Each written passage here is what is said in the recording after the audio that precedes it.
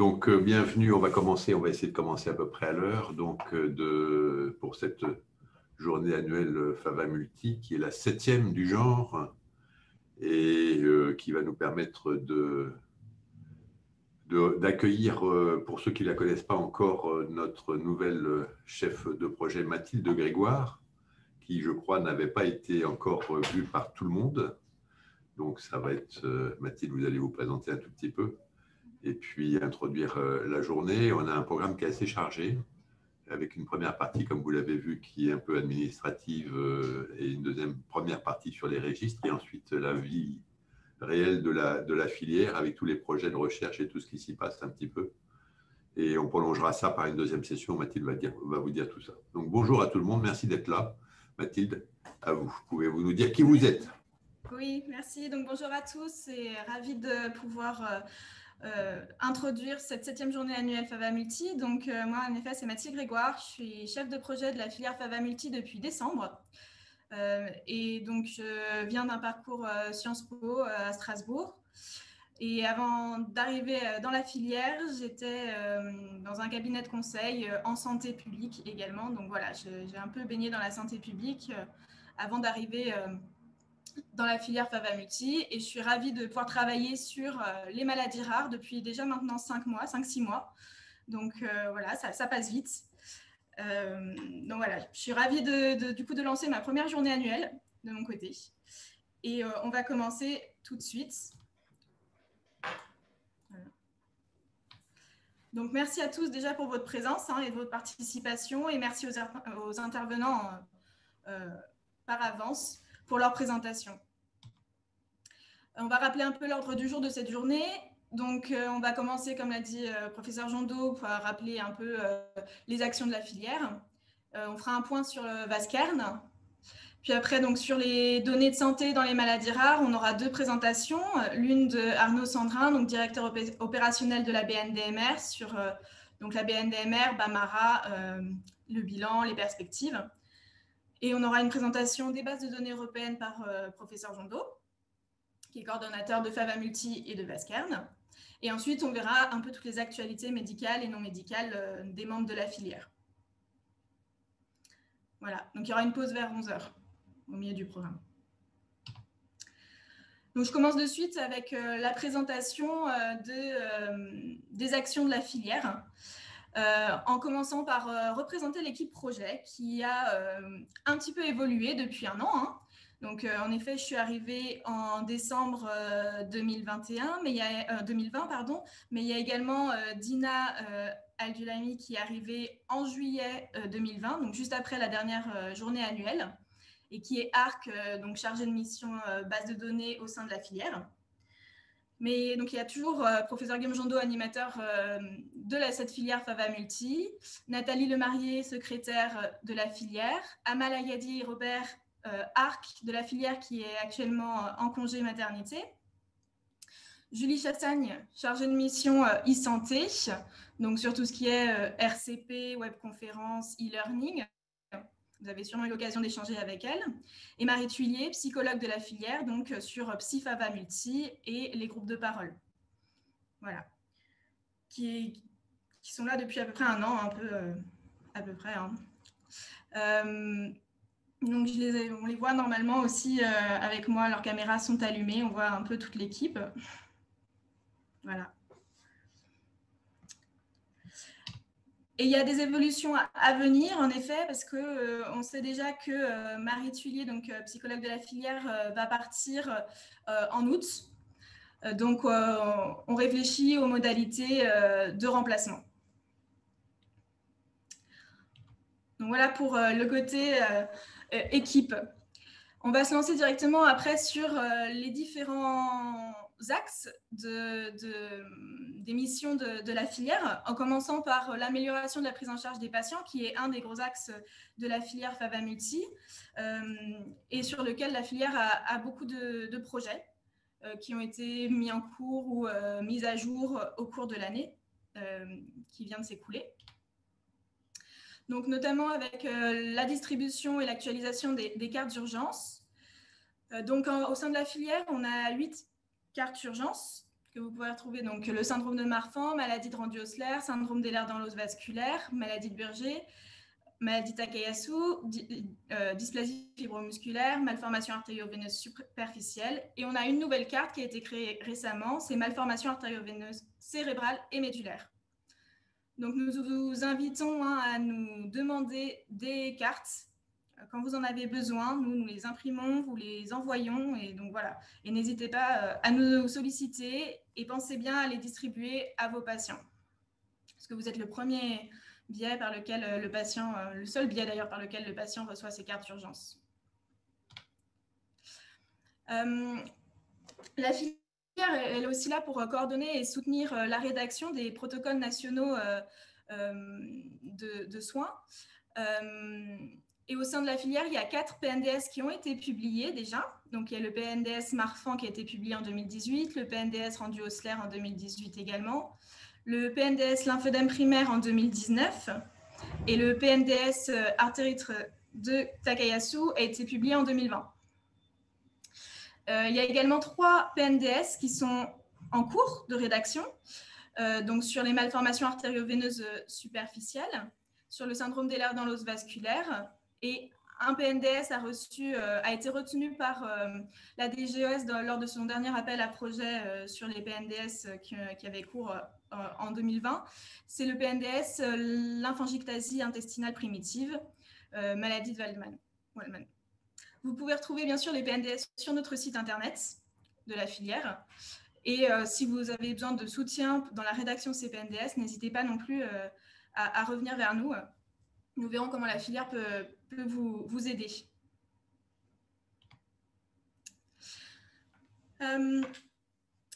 La filière, elle soutient également la mise en place de projets d'éducation thérapeutique du patient, ETP, donc qui a été un champ important dans les maladies rares, et notamment ça a été assez impulsé par le ministère, la DGOS, avec 2 appels à projets successifs qui ont été lancés, l'un en 2019 et l'un en 2020. Donc au sein de la filière, il y a eu 2 projets qui ont été retenus en 2019. Mon Marfan, mes proches et moi, sur le centre de référence syndrome de Marfan et apparenté à Bichat. Et un programme de TP sur la maladie de Randu-Osler au centre de référence donc de maladie de Randu-Osler de Lyon. Pour les projets présentés et retenus en 2020, donc on avait présenté 4 projets et les 4 ont été retenus. Donc on est assez fiers des membres de la filière et de leur succès. Donc il y a 2 actualisations, l'INFDUC qui est mis en place par le centre de référence site constitutif maladie vasculaire rare du CHU de Montpellier. Mon lymphodème et moi, qui est également une actualisation qui est mise en place par le centre de référence site constitutif maladie vasculaire rare à Cognac-Jet. Et il y a 2 nouveaux programmes, l'un qui est Transition et Marfan Grand Sud, qui est mis en place par les CRMR, site constitutif syndrome de Marfan et apparenté APHM et CHU de Toulouse. Et patient atteint de cette vasculaire qui est mis en place par un centre de compétences maladies vasculaires rares du CHU de Grenoble. Je voulais aussi vous signaler que dans les programmes de TP, il y a une nouveauté qui a été initiée en 2021. C'est l'évolution de la procédure de soumission d'un programme de TP aux ARS. Donc, le dossier a été simplifié et il inclut simplement la déclaration du programme de TP aux ARS. Donc, c'est plus souple maintenant et plus rapide pour déclarer son programme aux ARS. Et je vous signale également qu'il y a un événement à venir, le 18 juin 2021, qui sera une journée sur le TP prévue par le groupe de travail interfilière. Ça sera en visioconférence et donc il y a des thématiques diverses qui seront abordées, notamment le TP à distance ou la place des aidants dans les programmes de TP.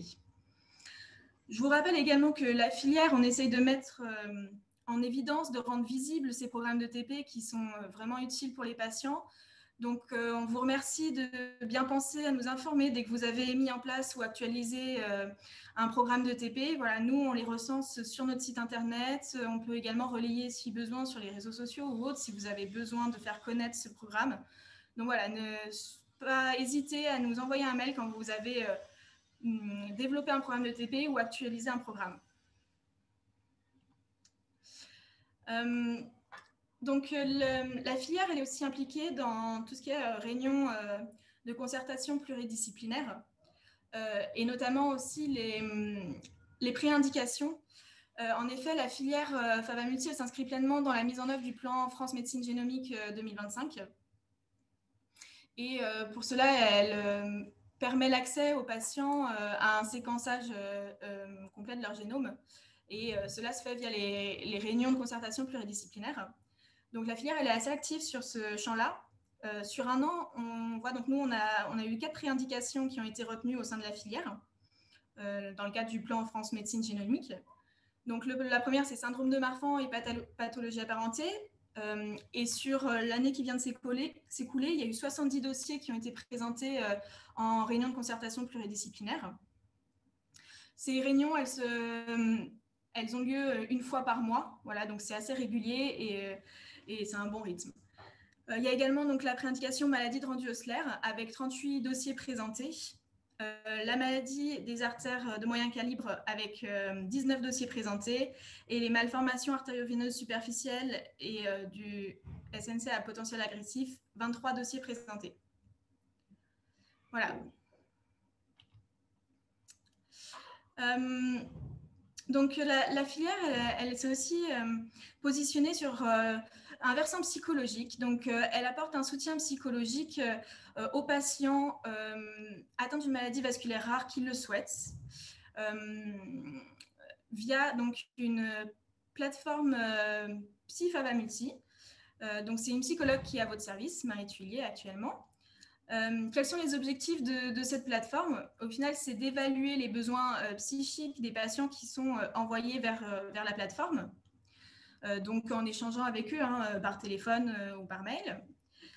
Et c'est de prendre en charge les besoins à court terme, donc il y a plusieurs temps d'échange voilà, avec la psychologue. C'est d'orienter vers une aide psychologique adaptée et de proximité quand la personne en fait la demande. Donc c'est essayer de trouver des professionnels de proximité adaptés aux besoins. Et c'est également d'aider à la réflexion des professionnels de terrain. Voilà, si le professionnel a besoin d'un temps d'échange avec la psy pour discuter de certains de ses patients, c'est aussi possible. Donc, quels sont les publics cibles de ce soutien psychologique? Ce sont les patients atteints d'une maladie vasculaire rare, bien sûr, les patients en attente d'une confirmation de diagnostic d'une maladie vasculaire rare, les proches des patients atteints d'une maladie vasculaire rare et les professionnels de santé ou les bénévoles associatifs dans les maladies vasculaires rares. Comment faire pour solliciter l'aide de Psy-Fava-Multi? Eh bien, vous pouvez écrire un mail tout simplement à psy.favamulti.bch@php.fr ou par téléphone, voilà, au téléphone qui s'affiche, au numéro qui s'affiche en bas de la slide, 01 40 25 63 36. Pour les professionnels ou les associations, la filière a mis en place un flyer que vous pouvez disposer dans vos salles d'attente ou que vous pouvez également distribuer à vos patients lors des consultations. Voilà, c'est un outil support pour vraiment expliciter ce qu'est la plateforme Psy-Fava-Multi. Alors, la plateforme en quelques chiffres clés, parce que ça fait 1 an que la plateforme a été lancée. En effet, elle a été lancée en juin dernier. Donc, combien de contacts sur 1 an? On a eu 50 contacts. 44% des contacts donc, ont connu la plateforme grâce au centre de référence et de compétences. 66% des patients qui ont pris contact directement, donc ce n'est pas le professionnel qui nous a envoyé un mail ou qui nous a appelé, mais c'est bien le patient directement qui a contacté la plateforme. Et 54% des demandes incluaient une demande d'orientation vers un psy de terrain, de proximité. Donc, on peut voir l'évolution du nombre de contacts par mois. Ce qu'on constate, c'est quand même que c'est assez irrégulier et versatile. On peut voir que, voilà, quand même, depuis 2021, il y a un peu une constance quand même au-dessus de 5 pour la plupart des mois jusqu'à mai, à part avril où il y a eu une petite baisse. Mais voilà, on essaye, le but c'est essayer de faire connaître cette plateforme, ce soutien psychologique qui a un réel besoin hein, pour les patients. Et pour ça, on a besoin de l'aide de tout le monde, des associations, des professionnels voilà, dans les centres. Voilà. Donc, merci à vous de bien penser à parler de cette plateforme. Et justement, on voulait savoir, vous, comment adressez-vous vos patients vers Psy-Fava Multi. Et pour ça, on va avoir une petite question qui s'affiche à l'écran tout de suite, là. Vous pouvez répondre en direct. C'est anonyme et il y a un choix multiple, donc vous pouvez proposer plusieurs réponses. On va vous laisser quelques secondes pour répondre.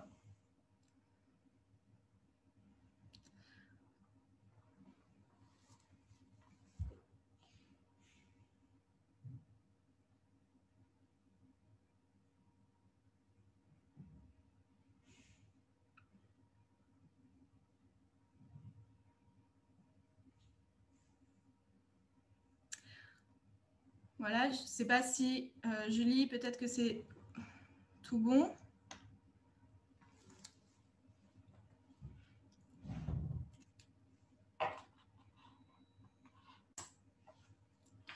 Merci beaucoup d'avoir pris le temps de répondre. Alors, je ne sais pas si Julie peut peut-être afficher les résultats voilà, assez vite pour qu'on ait un peu une idée. D'accord, donc vous êtes une majorité à parler ou à distribuer le flyer au cas par cas en consultation, donc suivant les besoins. Donc, merci beaucoup, en tout cas, de prendre le temps d'en parler.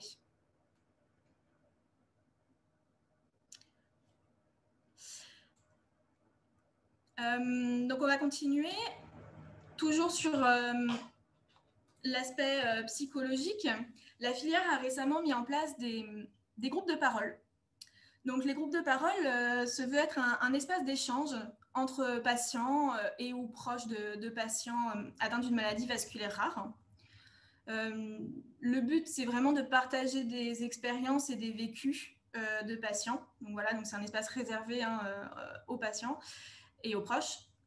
Et qui est animé par donc Marie Thuillier, psychologue de la filière, et qui est, pour certains groupes, co-animé avec des bénévoles des associations de patients de la filière. Parce que pour nous, c'est important d'avoir aussi cette double animation.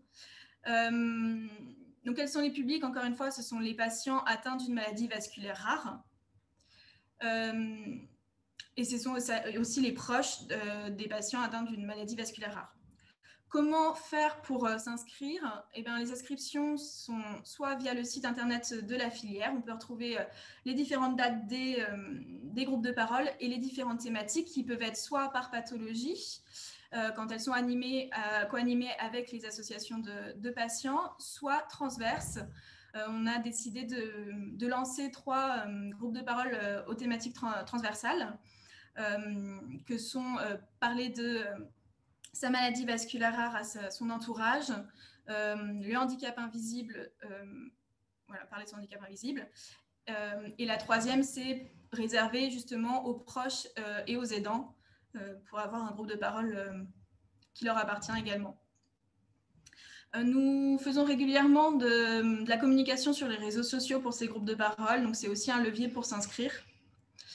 Et bien sûr, il y a aussi via les associations pour les groupes de parole qui sont par pathologie, les associations permettent de s'inscrire également. Donc actuellement, on a déjà, Marie Thuillier a déjà animé 7 groupes de parole. Donc on essaye, voilà, on va pouvoir avoir un peu du recul sur ces groupes de parole, pour pouvoir analyser et voir comment finalement les améliorer et les faire perdurer. Donc, vous pouvez en parler à vos patients ou également dans vos programmes de TP. C'est quelque chose qui peut être intéressant aussi. Renvoyer les patients qui interviennent dans un programme, qui participent à un programme de TP, les renvoyer vers ces groupes de parole, ça peut être un plus.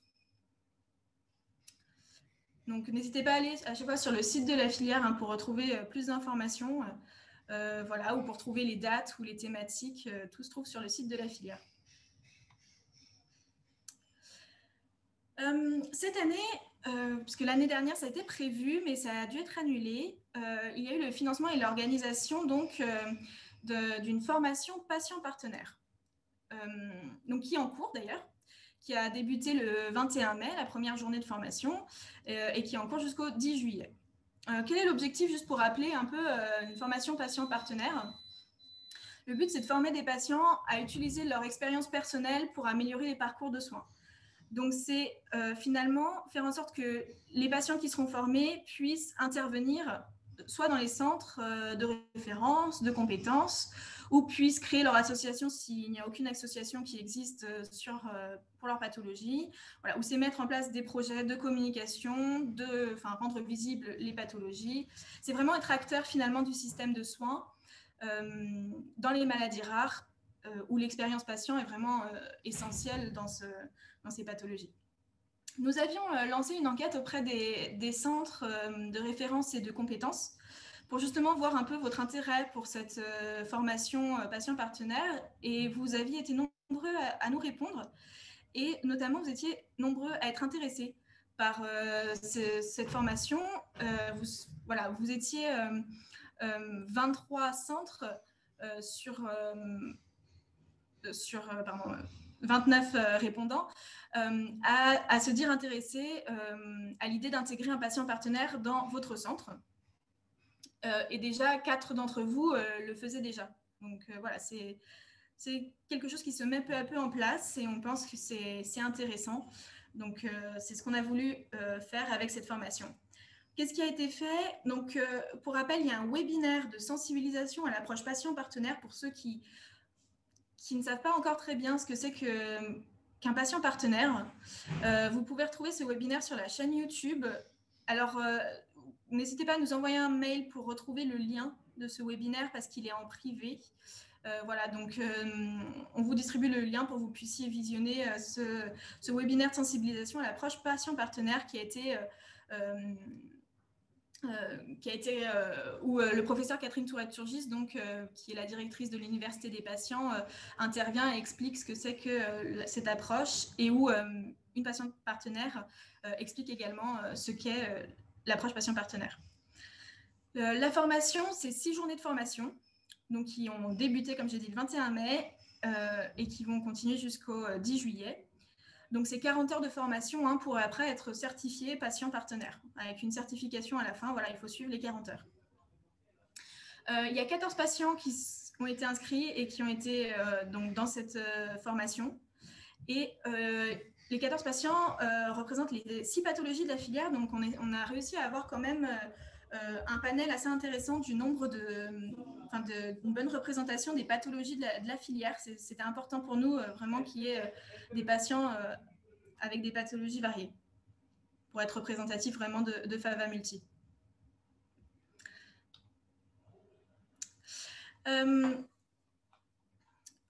Donc, pour la suite, on a aussi lancé cette année un appel à projet à destination des centres de compétences de la filière. Donc, pour rappel, quels étaient les objectifs de cet appel à projet? C'était de financer des activités donc nouvelles ou de renforcer des actions sur la durée des centres. Parce que, rappelons-le, les centres de compétences ne reçoivent pas de financement du ministère. Donc, voilà, c'était essayer de les aider parce que la filière, c'est aussi le rôle de la filière. Et c'est les aider à améliorer la prise en charge ou le parcours de soins des patients. Et c'est à contribuer à des activités de recherche. Donc voilà, c'était exclusivement les centres de compétences de la filière qui étaient le public cible de cet appel à projet. Et donc, il a été décidé très récemment qu'il y avait 11 projets qui ont été retenus et que chacun recevrait une enveloppe de 10 000 €. Donc, on a la liste des lauréats ci-jointe. Donc, centre de compétences Marfan et maladies vasculaires rares de Caen, centre de compétences Marfan à Dijon, centre de compétences Marfan à Lyon, centre de compétences Marfan à Rennes, centre de compétences Marfan et maladies vasculaires rares à Strasbourg, le centre de compétences Randu Osler de Dijon, centre de compétences Randu Osler aussi de Montpellier, centre de compétences Randu Osler de Rennes, centre de compétences Randu Osler de Strasbourg, centre de compétences maladies vasculaires rares de Bordeaux et centre de compétences maladies vasculaires rares de Saint-Étienne. Donc voilà, félicitations aux lauréats. Et en termes de projets, donc, ce qui est intéressant, c'est qu'on a reçu des projets vraiment variés. Donc aussi bien d'amélioration de gestion de la file active ou de mise en place de programmes de TP, donc ça aidera à la coordination des programmes de TP, ou alors plus pour améliorer et augmenter la saisie dans les bases de données. Voilà, il y a eu des projets vraiment divers et c'est ça qui est intéressant. Donc on pourra voir l'année prochaine un peu avoir un retour sur ces différents projets. Voilà. On a également, la filière a également relancé, donc également très récemment, le groupe de travail Handicap Invisible. Alors pour rappel, au niveau historique, ce groupe de travail, donc, qui est en interfilière, a été mis en place en 2017 suite à une rencontre régionale médico-sociale, où suite à un atelier, justement, il était question du handicap invisible et des besoins rencontrés par les patients sur cette thématique. Où les besoins étaient très forts de reconnaissance. Donc, il y a eu de nombreuses choses qui ont été faites depuis 2017. Il y a eu la création d'un logo qui était là pour sensibiliser donc, au handicap invisible et qui a été diffusé aux institutions voilà, et aux différentes associations. Et il y a eu un développement d'un site internet aussi qui s'appelle Rendre Visible pour justement essayer de partager des ressources sur le handicap invisible. Donc, ce groupe de travail a été mis en suspens, notamment avec le départ donc, de Margot. Voilà. Et donc, l'objectif, c'est de le relancer parce que les besoins sont toujours là. Et donc, il y a eu la première réunion de travail qui a été réalisée donc, avec plusieurs filières. Donc, il y a 6 filières qui ont choisi de rentrer dans ce groupe de travail et des associations de patients aussi. Donc, comme ça, il y a plusieurs visions, ce qui est intéressant. C'est co-animé avec une autre filière qui est cardiogène. Et l'objectif, c'est vraiment, donc, on a défini les objectifs, c'est de sensibiliser les différents acteurs au handicap invisible grâce à des actions variées. Donc, voilà, sensibiliser les institutions, mais également plus l'entourage ou les proches, et également permettre aux personnes avec un handicap invisible de pouvoir mieux expliquer leur handicap invisible, donc aussi apporter des informations et des ressources aux personnes avec un handicap invisible. Donc voilà, c'est le début de cette relance de groupe de travail. Donc on espère qu'il y aura de nombreuses actions qui seront réalisées au cours de l'année et qu'on puisse en reparler l'année prochaine lors de la journée annuelle, la 8e journée annuelle de la filière. Alors, donc, le groupe de travail handicap invisible permet de clore un peu la thématique de l'amélioration de la prise en charge des patients. Et bien sûr, un autre axe de travail de la filière, c'est de dynamiser la recherche et d'améliorer les connaissances. Donc, sur cette année, qu'est-ce qui a été fait? Donc, bien sûr, il y a le financement d'études ou de recherche, donc l'étude COGRAR 5, voilà, qui avait été débutée en 2020. Je n'en dis pas plus parce que Dr Dupuy-Giraud présentera vraiment cette étude COGRAR 5 et où elle en est plus tard dans les actualités de la filière. Également, la cohorte Compare-Marfan, donc, qui avait été décidé de financer, il avait été décidé de la financer l'année dernière en 2020. Et pareil, donc, Dr Miron nous fera un topo de la cohorte Marfan, où ça en est et ce qui s'est passé sur l'année qui s'est écoulée. La filière, elle édite également un bulletin recherche, donc un bulletin recherche trimestriel. Donc, en effet, chaque trimestre, vous pouvez retrouver finalement l'ensemble des études et des publications de la filière FAVA-Multi dans ce bulletin recherche. Elles sont toutes recensées. On essaye en tout cas d'être exhaustif et de tout recenser. Et vous pouvez aussi retrouver une interview d'un chercheur, d'un professionnel qui a récemment publié un article d'intérêt pour la filière FAVA-Multi. Donc voilà, ça fait à peu près 3 bulletins recherche par an. Donc actuellement en 2021, on en est à 2. Il y a 16 bulletins recherche qui sont disponibles sur le site de la filière. N'hésitez pas à aller faire un tour et à jeter un œil même aux anciens, c'est toujours intéressant. Et on a vu qu'il y avait 100 vues en moyenne par bulletin recherche. Voilà. Donc, c'est quelque chose qui a l'air quand même d'être intéressant pour vous. Voilà. Et n'hésitez pas à contacter, donc pour les professionnels membres de la filière, n'hésitez pas à contacter Dina Al-Dulaimi. Si vous avez récemment publié des articles d'intérêt pour la filière, sur les pathologies de la filière, voilà, n'hésitez pas à la contacter pour pouvoir justement être interviewé dans le cadre de ces bulletins recherche. Ou pour recenser votre étude ou votre publication dans le cadre du recensement. Alors, je rappelle également qu'il y avait eu, en 2020, il y avait eu un appel à projet recherche qui avait été lancé, voilà, et dont les objectifs étaient d'améliorer le quotidien et la qualité de vie des patients, et ça pouvait aller de la production d'outils d'information à la réalisation de projets de recherche clinique. Donc, c'était assez large. Et les publics étaient vraiment l'ensemble des membres de la filière, que ce soit centre de référence, centre de compétences, association de patients, laboratoire ou équipe de recherche. Voilà, donc c'était vraiment ouvert à tous les membres de la filière. Il y avait 4 projets qui ont été retenus et ils ont tous été financés à hauteur de 20 000 €. Voilà, et les présentations donc, seront également à suivre dans les actualités de la filière. Les 4 projets retenus seront présentés par les promoteurs. Donc, on en saura plus un peu sur ces projets, quels étaient-ils. Voilà. Alors, pour rappel, il y a donc 2 arcs, 2 attachés de recherche clinique au sein de la filière, qui sont Amal et Dina. Et donc, ces arcs, elles ont pour mission quand même d'assister à la saisie dans les bases de données, notamment la base de données Sirocco, donc rendue au SLER. Et donc, jusqu'à mars, en tout cas, il y a eu 7605 patients saisis dans cette base de données Sirocco. Donc, ça avance et ça augmente progressivement. Donc, voilà. Pour rappel également, il y a 3 bases donc, de données au sein de la filière. C'est Sirocco, 4D pour angiosler, 4D pour syndrome de Marfan et Radico pour syndrome des lèvres dans l'os vasculaire. Et donc, les attachés de recherche clinique de la filière ont également pour rôle à terme de saisir dans les autres bases de données suivant les besoins. Il y a eu également une grande action qui se met progressivement en place et qui va également continuer. C'est l'assistance sur Bamara, sur la saisie dans Bamara, également sur l'homogénéisation des saisies pour essayer d'avoir finalement des saisies assez similaires entre les différents centres de la filière, par groupe de pathologie en tout cas.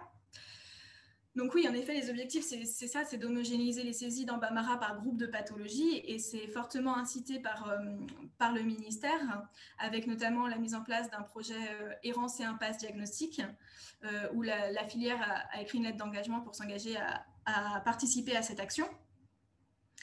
L'objectif, c'est également d'augmenter le nombre de saisies dans Bamara, que ce soit centre de référence ou centre de compétences.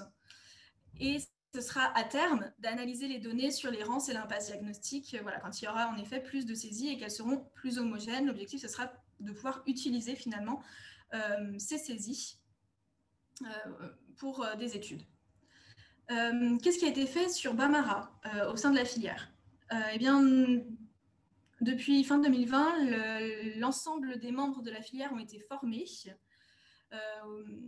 Si cependant vous avez toujours besoin d'actualiser vos formations ou si vous avez des questions, n'hésitez pas à contacter Dina Al-Dulaimi sur tout ce qui concerne Bamara. Voilà. Qu'est-ce qui est en cours? Il y a des créations de fiches de saisie papier. Donc, elle a été rédigée pour Marfan et pour rendu Osler. Elles sont en cours pour les autres groupes de pathologie de la filière. L'intérêt, c'est finalement d'identifier les mêmes codes Orphanet pour l'ensemble des centres et que, en effet, les saisies du coup soient homogénéisées et que voilà, on saisisse les mêmes items et un peu de la même manière.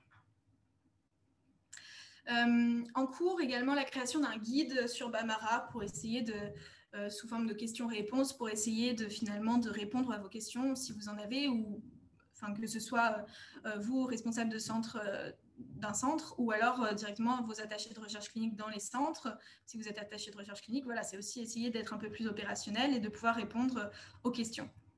Donc à suivre, il y aura bien sûr une présentation de Arnaud Sandrin, directeur opérationnel de la BNDMR, sur justement BAMARA et la base nationale de données maladies rares pour qu'on essaye de mieux comprendre et quand même de pouvoir voilà, continuer cette action. Il a donc aussi récemment été acté que la filière financerait des frais de relecture, traduction, publication d'articles qui concernent les pathologies de la filière. Voilà, et donc il faudrait prévoir un cours argumentaire si vous souhaitez faire financer vos publications, et bien sûr, ce sera validé par les membres du COPIL. Donc, qui peut qui peut demander le financement de leur publication? Ce seraient les centres de référence, les centres de compétences, laboratoires de diagnostic et les équipes de recherche de la filière.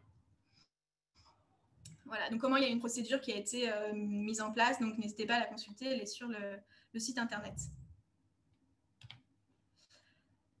Et le troisième axe de la filière, c'est développer la formation et l'information. Donc la filière est également active là-dessus, donc avec notamment l'actualisation et la diffusion d'un e-learning, qui a été lancé pour rappel en mai 2019, qui a été actualisé au cours de cette année 2020-2021 avec la mise en ligne des PNDS, avec du contenu psychologique, du contenu également médico-social. Voilà. Au niveau du nombre d'inscrits, donc sur juin 2021, il y a une erreur. Donc c'est juin 2019, juin 2020, juin 2021. Donc on est à 450 inscrits. Donc on peut voir qu'il y a quand même une énorme progression depuis un an entre juin 2020 et juin 2021. Ça, c'est grâce également aux multiples relances de Julie Chassagne, voilà, auprès des étudiants et des professionnels. Donc, on peut voir en termes du profil des inscrits, on a 45% de professionnels de santé, 43% d'étudiants et 12% de patients. Et vous, comment vous pouvez participer à la diffusion? Eh bien, vous pouvez diffuser sur vos sites internet, auprès de vos étudiants, vous pouvez leur en parler aussi dans vos cours, ou demander aux sociétés savantes dont vous faites partie de relayer sur leur site si ce n'est pas fait. Voilà. La filière, elle organise aussi des webconférences donc depuis 2020, depuis la fin de l'année 2020, avec l'objectif, c'est de partager des bonnes pratiques, de transmettre des recommandations et de vulgariser de l'information. Et les publics sont vraiment variés puisque c'est à la fois les professionnels membres de la filière, les professionnels externes, donc tout autre professionnel, les associations de patients et les patients. Donc ça fait 7 mois que les webconférences ont commencé au sein de la filière et il y a eu 11 webconférences qui ont été réalisées jusqu'à présent et qui sont en replay. Vous pouvez toutes les consulter en replay sur notre chaîne YouTube, sur la chaîne YouTube de la filière. En moyenne, il y a 542 vues par webconférence et la webconférence qui a obtenu le plus de vues, ça a été jusqu'à 1481 vues. C'était la webconférence la première sur la grossesse, voilà, qui concernait toutes les pathologies de la filière. Voilà, n'hésitez pas aussi pour les prochaines webconférences, donc les webconférences à venir. Il y en a plusieurs qui ont été déjà programmées. Donc le 17 juin 2021, suivi cardiologique et pratique du sport chez l'enfant atteint du syndrome de Marfan, qui sera présenté par Dr Yves Dulac et Dr Olivier Miron. Et le mercredi 7 juillet, ce sera la maladie de Randy-Osler et génétique, présentée par le Dr Brigitte Gilbert Dussardier. N'hésitez pas à contacter Julie Chassagne pour proposer des webconférences. Si vous avez des idées, des thématiques, c'est à elle qu'il faut contacter. On est ravis si de vous-même, vous venez nous voir avec des sujets. Cette année, la filière a également participé à la Journée internationale des maladies rares, qui a eu lieu le 28 février 2021 et qui était en virtuel, bien sûr, cette année. Cette journée a été organisée par l'Alliance avec la participation des filières. Et qu'est-ce qu'a fait la filière Fava Multi? Eh bien, elle a filmé et monté 2 vidéos témoignages de patientes d'ailleurs, et une vidéo d'étudiantes qui travaillent dans la recherche fondamentale sur les maladies vasculaires rares. Et les 3 vidéos ont eu plus de 400 vues, donc ce qui est assez important. Voilà. Donc ça a été plutôt une réussite sur ce côté très virtuel. Vous pouvez bien sûr retrouver les témoignages et les vidéos sur notre chaîne YouTube également.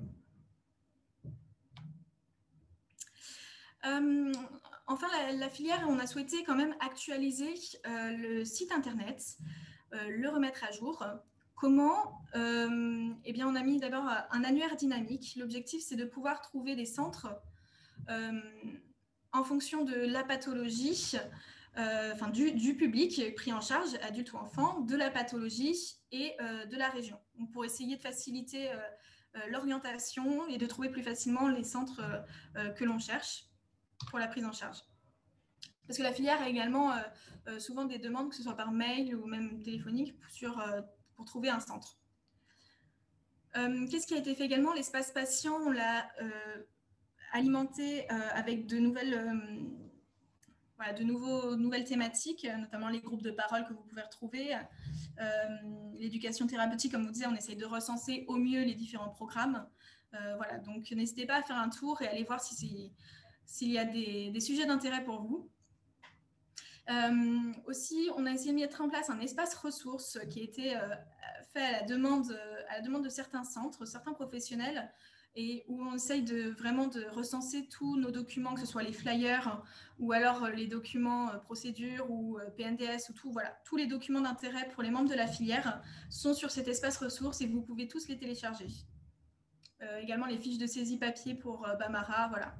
Et enfin, la page recherche, on essaye de l'alimenter au mieux. Et encore une fois, on a besoin de savoir ce qui se passe dans vos centres aussi. Donc voilà, merci de bien nous communiquer quand vous avez des études, des publications ou autres. Nous, ça permet d'enrichir nos pages recherche et de communiquer au mieux sur le site internet ou sur nos réseaux sociaux.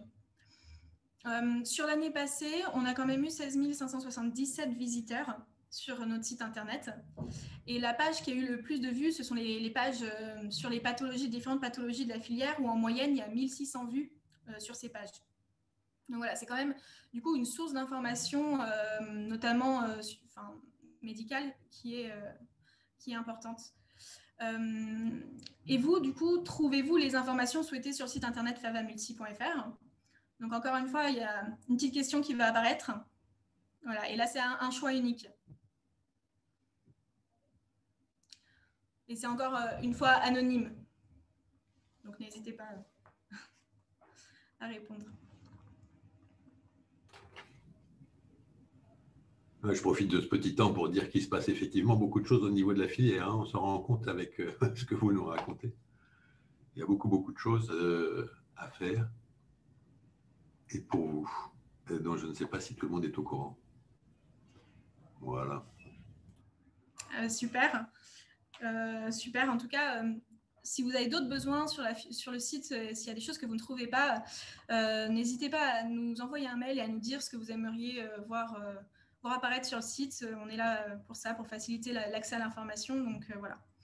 Donc en tout cas, si vous êtes 79% à trouver ce qu'il faut, tant mieux. Merci Julie. Et donc après le site internet, bien sûr, c'est les réseaux sociaux. Donc on est là aussi pour animer les réseaux sociaux, voilà, et essayer de toucher donc les patients, de faire connaître nos actions sur les réseaux sociaux, les patients, les professionnels, voilà, tous les membres qui sont sur les réseaux sociaux. Sur Facebook, on a 1162 abonnés. On peut voir l'évolution sur les 4 dernières années. Donc voilà, ça évolue quand même bien. Donc on est assez content. Ça évolue positivement. On essaye d'alimenter de façon hebdomadaire avec plusieurs publications quand même pour essayer d'être actif et de répondre aux questions. Donc si les patients nous posent des questions via Facebook, on essaye aussi de les orienter ou de leur proposer des actions qui pourraient convenir à leurs besoins. Sur Twitter, on a 541 abonnés, donc c'est aussi en progression. 246 abonnés sur LinkedIn, où là, c'est plus des professionnels de santé ou des acteurs des maladies rares. Et 562 abonnés sur YouTube, donc c'est là où il y a eu l'expansion la plus importante, aussi parce que les webconférences ont été lancées en 2020, donc fin d'année 2020. Donc voilà, on voit nettement la hausse du nombre d'abonnés grâce aux différentes vidéos qui ont été postées. Voilà, donc n'hésitez pas à nous suivre si vous ne le faites pas déjà ou à en parler autour de vous, en tout cas pour les personnes que ça pourrait intéresser. Vous retrouvez vraiment toutes les informations utiles sur les réseaux sociaux. Et bien sûr, la filière, elle coopère aussi avec le réseau européen Vaskern. Et là, je vais laisser intervenir donc Julie Allac, qui est chef de projet de Vaskern. Voilà, parce que c'est une de ses axes de mission. Donc, merci à Julie pour son intervention. Je vais arrêter le partage et je vais laisser Julie partager. En attendant, moi, je voudrais juste dire, donc, faire appel à Psy, n'hésitez pas. Il y a une structure qui est à votre disposition, utilisez-la. Le site Internet, un gros effort a été fait, mais visiblement, vous en êtes au courant. Et vous trouverez tout sur le site Internet. Beaucoup de communication par la filière, donc si vous avez besoin de vous faire connaître, n'hésitez pas là aussi. Un des axes qu'on a essayé de développer et qu'on va continuer d'essayer de développer, c'est vraiment de financer les centres de compétences. Et l'aide qu'on fournit pour Bamara, c'est aussi une aide de saisie si vous avez besoin, si vous n'y arrivez pas, avec ces fiches papier que vous pouvez remplir et envoyer, et un arc le remplira pour vous. Voilà, je passe la parole à Julie. Merci, donc bonjour à tous. D'ailleurs, parce que vous êtes nouvelle, vous aussi. Oui, c'est vrai. Donc bonjour à tous, je m'appelle Julie Allac, je suis la nouvelle chef de projet Vaskern, donc qui remplace Marine Hurard, qui est partie en janvier. Je suis arrivée le 3 mai. En ce qui concerne mon parcours, donc j'ai aussi un parcours Sciences Po, mais du coup à Lille, et un parcours qui est orienté relations internationales et secteur public. Donc ça m'a permis d'avoir une expérience dans le franco-allemand d'une part, puis dans les projets européens. Donc je suis heureuse aujourd'hui de mettre mon expérience à profit des maladies rares et du suivi des patients. Donc je vais vous présenter la filière Vaskern et les coopérations avec Fava Multi. Donc tout d'abord un petit retour sur la structure de Vaskern. Donc Vaskern, c'est 26 hôpitaux membres à travers l'Europe, 7 hôpitaux partenaires affiliés. Alors en 2020, on a suivi un peu le contre-coup du Brexit. Ça nous a fait perdre 4 centres experts de 4 hôpitaux du Royaume-Uni. Mais ça va être largement compensé en 2021-2022 puisqu'on a 15 nouveaux hôpitaux membres qui vont arriver dans notre réseau, dont l'hôpital Lariboisière qui fait partie de la filière Fava Multi. On compte aussi plus de 70 associations de patients de l'Europe entière. Le travail, il est organisé selon les 5 groupes de travail que vous voyez à l'écran au centre de la slide. Et il y a des interactions permanentes avec les associations de patients qui ont eux aussi leur groupe de travail. Et à côté de cela, on a aussi des groupes de travail et de consultation qui sont transversaux et que vous voyez en bas de l'écran. Donc je passe rapidement parce que normalement, il me semble que la plupart d'entre vous connaissent déjà la structure de Vaskern. C'est managé par une équipe projet qui est constituée donc du professeur Guillaume Jondeau qui est coordinateur, moi-même qui suis chef de projet, Natacha et Karen qui sont chargées de projet, Ibrahim qui est responsable du CPMS dont je vous parlerai tout à l'heure, et Pim Kamerling qui est lui basé aux Pays-Bas, qui a rejoint cette année l'équipe et qui s'occupe des registres dont le professeur Guillaume Jondeau vous parlera tout à l'heure. Alors, quelles sont nos coopérations avec Fava Multi ? Tout d'abord, nous avons coopéré en ce qui concerne les webinaires et le e-learning. Donc, on a repris et traduit des vidéos qui ont été faites par Fava Multi et qu'on a mis à disposition des patients et des médecins européens sur notre chaîne YouTube. Donc, on les a traduits en anglais, notamment les 5 vidéos qui ont été faites sur le lymphodème primaire. Donc, il y a une playlist maintenant sur notre chaîne YouTube qui est consacrée à ces 5 vidéos traduites en anglais. Et il y a un grand intérêt des patients européens pour traduire le webinaire risque et prise en charge de la grossesse dans les maladies rares vasculaires qui devrait être traduit rapidement en anglais pour être mis à disposition. On a aussi un partage des ressources entre Vaskern et Fava Multi. Donc tout d'abord, Fava Multi avait élaboré des fiches de prise en charge en urgence et en soins courants. Dans Vaskern, c'est devenu les do's and don'ts, donc ce qui est à faire et à ne pas faire, qui ont été traduits et retravaillés par 4 groupes sur les 5 que je vous ai présentés tout à l'heure. Et il y a aussi donc les parcours patients. Donc Vaskern a conçu ce qu'on appelle des patient pathways. Donc vous pouvez voir en bas de l'écran à quoi ça ressemble. C'est un schéma explicatif pour les médecins, pour le suivi des patients. Et Fava Multi a traduit en français l'une de ces fiches sur la maladie de Rendu-Osler. Donc, vous pouvez la trouver sur le site de Fava Multi aujourd'hui, traduit en français. On coopère aussi notamment sur la mobile app qui a été mise en place par Vaskern. Alors, la version 2 est disponible depuis août 2020. Donc, je vous invite à la télécharger sur le Google Store ou l'Apple Store. Il y a aussi le lien URL sur lequel vous pouvez la télécharger. Et c'est d'autant plus intéressant que maintenant, vous pouvez trouver l'interface et les noms des maladies qui sont disponibles en français. Alors, à quoi sert cette mobile app ? Elle sert surtout aux patients à identifier et à contacter dans toute l'Union européenne les centres experts européens et les centres affiliés ERN. Ils servent aussi à contacter les centres des réseaux nationaux, donc vous notamment, et c'est pour ça qu'on a travaillé avec Favamulti pour inclure les centres français. Donc, si ce n'est pas déjà fait, je vous invite à contacter Nathalie Lemarié à l'adresse secrétariat.favamulti@aphp.fr et à lui transmettre votre dataset pour que vous puissiez être inclus dans la mobile app. On a aussi des associations de patients à travers l'Europe sur cette mobile app. Donc, comment accéder aux ressources de Vaskern? Donc, tout d'abord, les ressources en français puisque nous sommes francophones. Donc, vous trouverez sur la page de Favamulti sur le site internet une page qui est dédiée au réseau Vaskern. Vous le trouverez dans Acteurs de la filière. Il y a vraiment une page explicative avec tout ce qu'on fait et quelle est la structure de Vaskern si vous voulez en connaître davantage. Il y a aussi notre chaîne YouTube où vous trouverez des vidéos qui ont déjà été sous-titrées en français. Donc, notre chaîne, elle s'appelle Vaskern ERN Rare Vascular Diseases. Et là, vous trouverez des replays de nos webinaires et aussi les Pills of Knowledge. Alors, les Pills of Knowledge, ce sont littéralement les doses de savoir, c'est-à-dire ce sont des vidéos courtes qui donnent des informations concises aux patients et aux médecins sur les maladies rares vasculaires. Enfin, la liste complète des vidéos et des documents qui ont été traduits en français peut être retrouvée sur notre site internet. Donc, quand vous arriverez sur la page d'accueil, sur la droite, vous verrez ce bouton rouge Vaskern Resources et il vous suffira de choisir la langue, donc le français ou autre, si nous avons des plurilingues. Donc, évidemment, nous sommes un centre européen, un réseau européen, donc l'entièreté de nos contenus sont faits en anglais.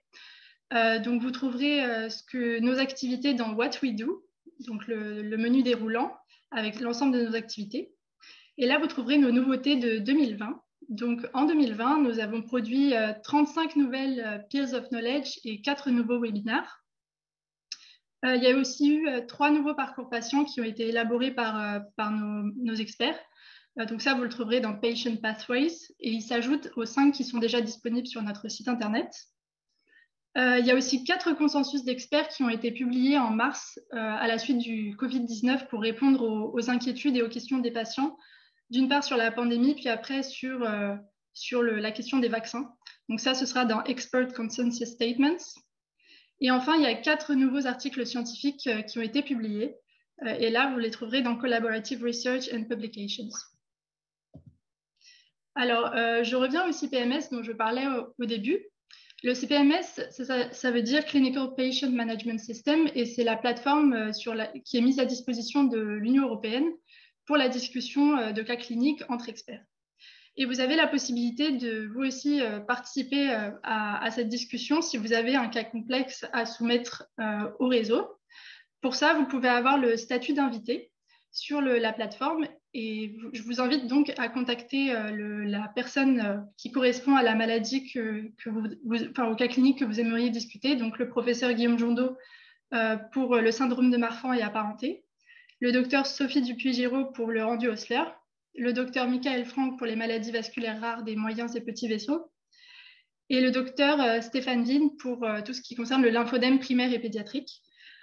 Pour le 5e groupe anomalies vasculaires, on n'a pas encore de centre référent français dans ce groupe, donc je vous invite à contacter directement Ibrahim à l'adresse cpms.vaskern@aphp.fr.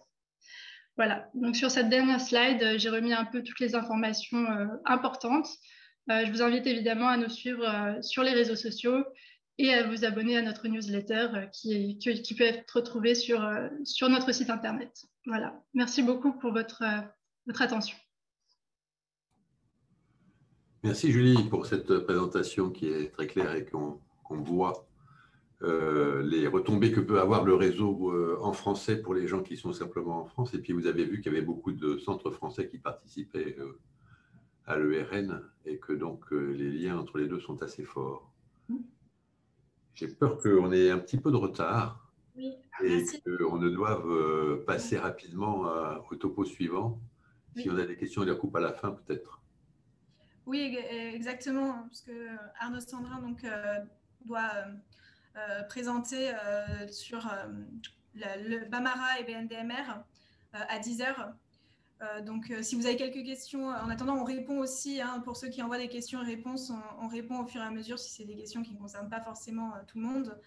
Mais n'hésitez pas, donc jusqu'à là, vous avez 5 minutes si vous avez des questions jusqu'à présent. Et vous nous faites les présentations des actions à venir, non? Oui, je vais faire succinctement la présentation des actions à venir. Alors, je vais repartager mon écran.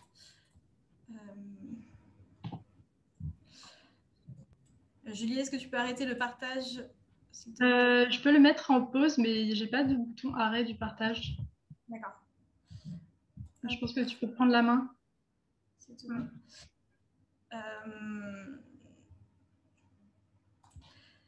Hop, donc pour les actions un peu à venir, donc il y avait un peu plusieurs types d'actions et les actions qui sont un peu en cours, les actions qui sont fléchées par la DGOS et les autres idées, autres actions. Et bien sûr, la relabellisation qui arrivera bientôt. Mais bien sûr, nous prévoyons un temps d'échange dédié donc, à ces questions un peu plus long, mercredi 30 juin, donc de 17h30 à 19h30. Vous êtes conviés les membres de la filière pour échanger justement sur les actions à venir. Donc les actions décidées ou en cours, je dirais que celle qui est vraiment la plus importante, c'est l'assistance à la saisie Bamara. Donc la filière souhaite embaucher 2 attachés de recherche clinique supplémentaires vraiment que sur Bamara dans le cadre du projet Errance et Impasse Diagnostic impulsé par la DGES pour vraiment homogénéiser les saisies et augmenter les saisies. Donc voilà, c'est en cours de discussion avec les ressources humaines sur Bichat. Donc avec des saisies à distance qui seront privilégiées et des déplacements possibles. Sur le handicap invisible, hein, c'est vraiment relancé. On a décidé de lancer une enquête de terrain pour un peu connaître la grande variété des handicaps invisibles et comprendre les difficultés au quotidien. Donc voilà, ça sera mis également en place. Il y a également des actions qui sont fléchées par la DGOS et que la filière devra se pencher dessus pour les mettre en place. Notamment un observatoire des traitements. Donc l'objectif, c'est de bénéficier de données de vie réelle sur les pratiques de prescription à RAMM et de recenser les traitements utilisés dans les pathologies de la filière. On essaie de se pencher sur cette action avec les pathologies concernées et on attend des directives de la DGOS qui devraient venir. Et puis après, il y a des actions proposées, des idées, et vous êtes invités à soumettre des propositions aussi à la fin de cette journée. Quand vous fermerez le Zoom, vous aurez un questionnaire qui apparaîtra et vous pourrez notamment proposer soit des besoins ou soit soumettre des idées de projet. Donc notamment, il y a les rencontres régionales médico-sociales, donc les Tours de France, qui avaient lieu jusqu'à présent, jusqu'à le Covid. Donc nous aimerions peut-être relancer, là, la fin de l'année 2021, un Tour de France, celui qui était initialement prévu pour décembre 2020 à Caen. Voilà, donc c'est quelque chose sur lequel on réfléchit. Réaliser des vidéos également, bonnes pratiques professionnelles. Donc l'objectif serait d'homogénéiser un peu les pratiques de professionnels au sein de la filière. Donc soutenir les missions de formation aussi et d'expertise des centres de référence. Pour ça, il faudrait identifier des pratiques que chaque réseau souhaiterait finalement homogénéiser et solliciter la filière pour les vidéos. Voilà, et aussi mettre en place un annuaire, groupe de travail, assistante sociale, parce qu'on a identifié quand même pas mal de besoins sur cette thématique assistante sociale, travailleurs sociaux, avec une amélioration de l'accès à une information personnalisée sur les aides et les démarches, et aider et soutenir dans les démarches de demande d'aide. Voilà, c'est des besoins qui reviennent fréquemment. Donc l'objectif, ce serait déjà d'identifier des actions à mettre en place sur le médico-social avec un groupe de travail pour améliorer les informations et la diffusion de ces informations à destination des patients. Et en quelques mots, la relabellisation, parce que ça va arriver très vite, ça arrive à grands pas, donc on n'a pas encore de date officielle, mais l'idée, c'est quand même déjà de commencer à penser à cette relabellisation, notamment les centres de référence et les réseaux qu'ils souhaitent donc constituer, voir s'il y a des changements, des évolutions à penser. Voilà, merci pour votre attention. Je vais essayer de faire vite, comme ça on est à 10 heures. Bravo pour la tour de force d'avoir réussi à récupérer le retard. Bravo, bravo. Du coup, je ne suis pas sûr que… Est-ce qu'on prend 2 minutes pour les questions? Vous avez des questions brûlantes ou est-ce qu'on fait ça par le chat? Alors, je sais que il a été répondu à plusieurs questions par le chat déjà. Est-ce qu'il y a des questions générales qui concernent tout le monde? Donc oui, vous pourrez avoir tous les supports de la journée, s'il y en a plusieurs qui s'interrogent, de cette journée annuelle. Donc déjà, vous aurez les replays sur la chaîne YouTube et si vous souhaitez d'autres supports, bien sûr, pas de souci. Bon, écoutez, voilà. Je pense qu'on va continuer à répondre au fur et à mesure dans le chat. La relabellisation concerne-t-elle également les centres de compétences? Oui. Oui. Pour la relabellisation, existe-t-il un référentiel? Oui. Oui, mais alors il n'est pas encore officiel pour le nouveau, pour la relabellisation 2022. Pour l'instant, on n'a que le référentiel de 2016-2017. Voilà.